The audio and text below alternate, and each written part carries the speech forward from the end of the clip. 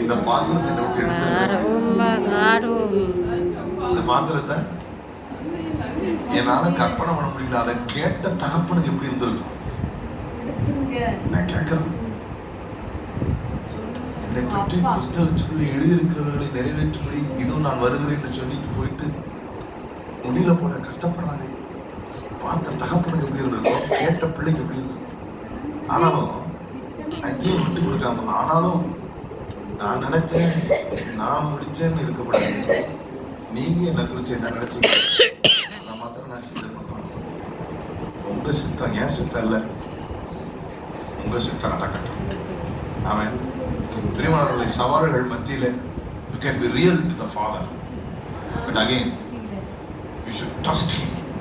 அவர் எனக்கு எதை குறித்து வைத்திருந்தாலும் அது பூமிக்கு வானம் எவ்வளவு உயரமா இருக்கணும், அவ்வளவு உயரமான திட்டமாகத்தான் இருக்கும்.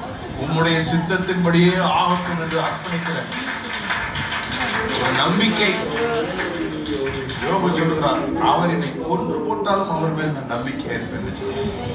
என்ன நம்பிக்கை? அவர் நல்லவருங்க. நான் எனக்கு நல்லது நினைக்கிறத விட எனக்கு எங்க அப்பா நல்லது நினைப்பாங்க. என்னை நான் புரிஞ்சுக்கிட்டதை விட என்னை அதிகமா எங்க அப்பா புரிஞ்சுக்கிட்டாரு. அவருக்கு பிதா யாருன்னு தெரியும். ஆனா அவர் தைரியம் சொல்றாரு, எனக்கு முடியலப்பா, உங்களால எல்லாமே முடியல, என்கிட்ட எடுத்துருங்களேன் அப்படின்னு சொல்லிட்டு. ஆனாலும் என் சித்தத்தின்படி இல்ல, உங்க சித்தத்தின்படி ஆகட்டும். ஏன்னா நீங்க